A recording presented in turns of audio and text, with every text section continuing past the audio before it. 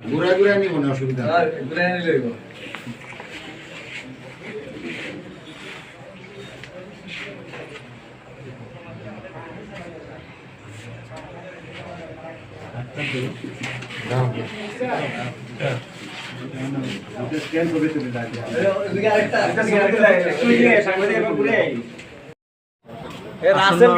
এসএফসিএল union পরিষদ নির্বাচনে আমরা শ্যামল শিপন পরিষদ থেকে আমাদের প্যানেল এইমাত্র আমরা মনোনয়নপত্র দাখিল করলাম। আমরা আশা রাখি আমরা আমাদের সর্বাত্মক চেষ্টা করব যাতে আমরা জয়লাভ করতে পারি এবং এই শ্রমিক কর্মচারীদের কাজ উন্নয়নে আমরা সর্বাত্মক চেষ্টা করব। যেভাবে হোক শ্রমিক কর্মচারীদের উন্নয়নে আমাদের শতভাগ আমরা নিয়োগ করব।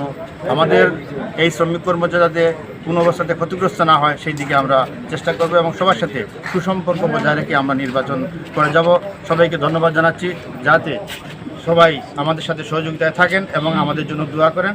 সবাইকে আমাদের ধন্যবাদ। জনাব শ্যামল সাহেব, আপনার কাছে আমার একটি প্রশ্ন। আজকে তো আপনারা মনোনয়নপত্র জমা দিয়েছেন, জমা দেওয়ার শেষ তারিখ। এই যে জমা দিতে কোনো ধরনের বাধাগ্রস্ত বা কোনো হস্তক্ষেপ চলছে কিনা সেই বিষয়ে আপনি কি মনে করছেন? জি না, কোনো ধরনের হস্তক্ষেপ বা বাধাগ্রস্ত হয় না। আপনারা দেখতে পাচ্ছেন আমরা সৌহার্দ্য পরিবেশে আমরা কিন্তু মনোনয়নপত্র দাখিল করেছি। আপনি আমাদের যে মানুষের আনাগোনা দেখতেছেন, জনসমর্থন দেখতেছেন, সেটিতে বুঝতে পারতেছেন যে আমরা বিপুল উৎসাহ উদ্দীপনার মধ্য দিয়ে মনোনয়নপত্র জমা দিয়েছি। ধন্যবাদ আপনাকে। ধন্যবাদ।